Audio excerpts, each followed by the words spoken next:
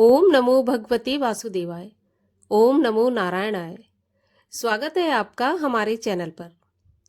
आज के इस वीडियो में आप सुनेंगे आमल की एकादशी व्रत की कथा। आमल की एकादशी का व्रत फाल्गुन मास के शुक्ल पक्ष की एकादशी को किया जाता है।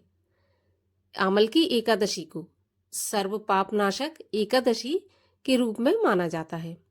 तो सभी प्रकार की व्रत कथाएं सुनने के लिए और हमसे जुड़े रहने के लिए आपको केवल हमारे चैनल को सब्सक्राइब करना है, बेल आइकन को प्रेस करना है और आज का वीडियो अच्छा लगे तो लाइक करना है, शेयर करना है। तो चलिए अब हम शुरू करते हैं आमल की एकादशी व्रत की कथा। युधिष्ठिर ने भगवान श्री कृष्ण से कहा कि हे कृष्ण, मुझे फाल्गुन मास के शुक्ल पक्ष की एकादशी का नाम और महात्मा बताने की कृपा करें।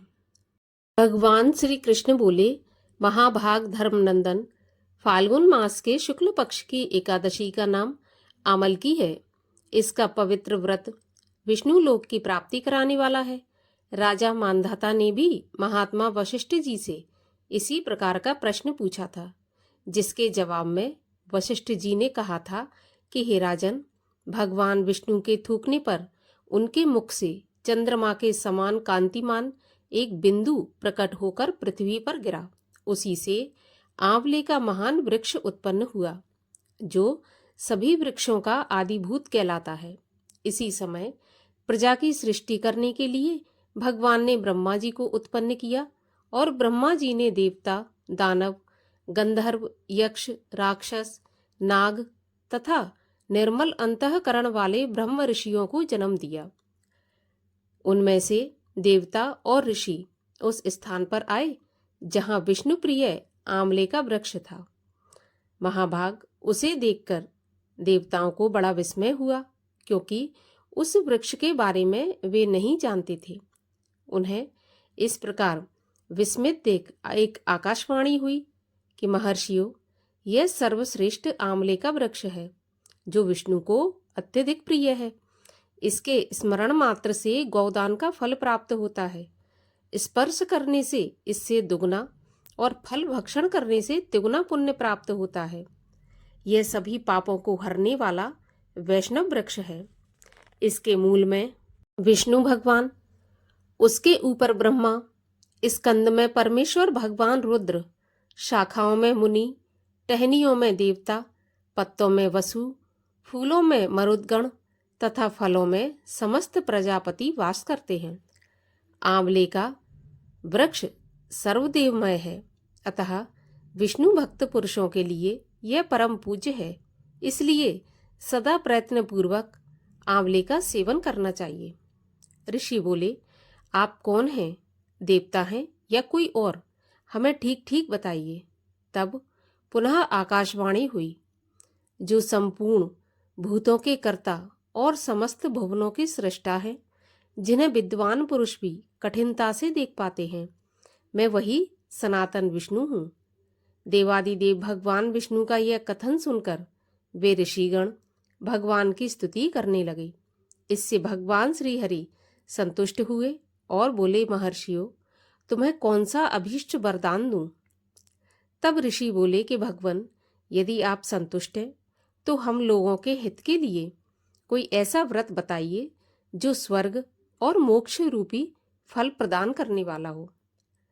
तब भगवान विष्णु बोले, महर्षियों, फाल्गुन मास के शुक्ल पक्ष में यदि पुष्य नक्षत्र में युक्त एकादशी हो तो वह महान पुण्य देने वाली और बड़े बड़े पातकों का नाश करने वाली होती है। इस दिन आंवले के वृक्ष के पास जाकर वहां पर रात्रि में जागरण करना चाहिए। इससे मनुष्य सब पापों से छूट जाता है और हजारों गौदान का फल प्राप्त करता है। हे ब्राह्मणों, यह व्रत सभी व्रतों में उत्तम है, जिसे मैंने तुम लोगों को बताया है। तब ऋषि बोले कि भगवान, इस व्रत की विधि बताइए। इसके देवता और मंत्र क्या है? पूजन कैसे करें? उस समय स्नान और दान कैसे किया जाता है? तब भगवान विष्णु ने कहा कि हे ब्राह्मणों, इस एकादशी को व्रती प्रातःकाल दंत धावन करके यह संकल्प करें कि हे पुंडरीकाक्ष, हे अच्युत, मैं एकादशी को निराहार रहकर दूसरे दिन भोजन करूंगा, आप मुझे शरण में रखें। ऐसा नियम लेने के बाद पतित, चोर, पाखंडी, दुराचारी, गुरुपत्नीगामी तथा मर्यादा भंग करने वाले मनुष्यों से वह वार्तालाप न करें। अपने मन को वश में रखते हुए नदी में, पोखर में, कुएं पर अथवा घर में ही स्नान करें। स्नान से पहले शरीर में मिट्टी लगाएं और मिट्टी लगाते समय इस मंत्र का जाप करें।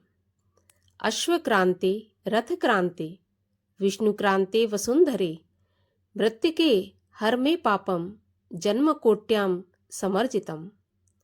इसका अर्थ है, हे वसुंधरे, हे पृथ्वी माता, तुम्हारे ऊपर घोड़े और रथ चला करते हैं तथा वामन अवतार के समय भगवान विष्णु ने भी तुम्हें अपने पैरों से नापा था।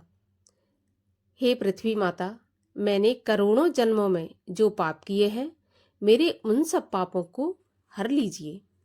इस प्रकार स्नान करें और स्नान करते समय जल देवी से प्रार्थना करें कि हे जल की अधिष्ठात्री देवी माता, तुम संपूर्ण भूतों के लिए जीवन हो, वही जीवन जो स्वदेश और उद्भिज जाति के जीवों का भी रक्षक है। तुम रसों की स्वामिनी हो, तुम्हें नमस्कार है। आज मैं संपूर्ण तीर्थों, कुंडों, झरनों, नदियों और देव संबंधी सरोवरों में स्नान कर चुका। मेरा यह स्नान सभी स्नानों का फल देने वाला हो। और विद्वान पुरुष को चाहिए कि वह परशुराम जी के सोने की प्रतिमा बनवाए। प्रतिमा अपनी शक्ति और धन के अनुसार 1 या आधे माह से स्वर्ण की होनी चाहिए। स्नान के पश्चात घर आकर पूजा और हवन करें। इसके बाद सब प्रकार की सामग्री लेकर आंवले के वृक्ष के पास जाकर के चारों ओर जमीन को झाड़ बुहार कर लीप पोत कर शुद्ध करना चाहिए। शुद्ध की हुई जमीन पर मंत्र पाठ पूर्वक जल से भरे हुए नवीन कलश की स्थापना करें। कलश में पंचरत्न और दिव्य गंध आदि छोड़ दें। सफेद चंदन से उसका लेपन करें। उसके कंठ में फूल की माला पहनाएं। सब प्रकार के धूप, दीप और सुगंध आदि जलाएं। दीपक जलाएं, अर्थात पूजा के स्थान को अच्छी तरह से सजा लें।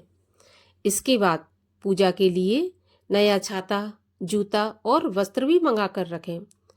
कलश के ऊपर एक पात्र रख के उसे खीलों से भर दें। फिर उसके ऊपर परशुराम जी की मूर्ति स्थापित करें। विशोकाय नमः कहकर उनके चरणों की, विश्व रूपणे नमः कहकर दोनों घुटनों की, उग्राय नमः से जांघों की, दामोदराय नमः से कटिभाग की, पद्मनाभाय नमः से पेट की, श्रीवत्स धारणे नमः से वक्ष स्थल की, चक्रणे नमः से बाईं बाह की, गदिने नमः से दाहिनी बाह की, वैकुंठाय नमः से कंठ की, यज्ञ मुखाय नमः से मुख की, विशोक निदये नमः से ललाट की, सर्वात्मने नमः से संपूर्ण अंगों तथा मस्तक की पूजा करें। यही पूजा के मंत्र हैं। इसके बाद भक्ति युक्त चित्त से शुद्ध फल के द्वारा देवादिदेव परशुराम जी को अर्घ प्रदान करें। देव देवेश्वर जमद अग्निनंदन श्री विष्णु स्वरूप परशुराम जी, आपको नमस्कार है, नमस्कार है। आंवले के फल के साथ दिया हुआ यह मेरा अर्घ ग्रहण कीजिए। इसके बाद भक्ति युक्त चित्त से जागरण करें। नृत्य, संगीत, वाद्य, धार्मिक उपाख्यान तथा विष्णु संबंधी कथा वार्ता आदि के द्वारा यह रात्रि व्यतीत करें। उसके बाद भगवान विष्णु के नाम ले लेकर आंवले के वृक्ष की परिक्रमा 108 या 28 बार करें। फिर सवेरा होने पर भगवान श्री हरि की आरती करें। ब्राह्मण की पूजा करके वहाँ की सब सामग्री ब्राह्मण को दान दे दें।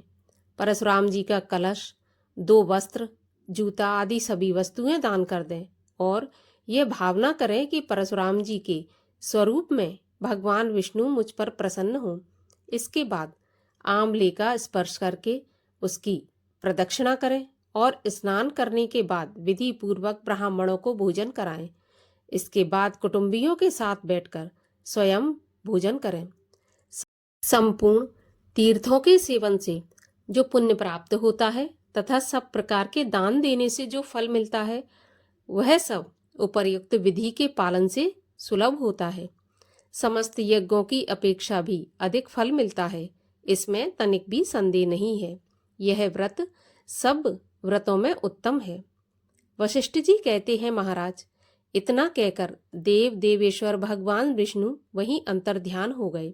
इसके बाद उन समस्त महर्षियों ने उक्त विधि से व्रत का पूर्ण रूप से पालन किया।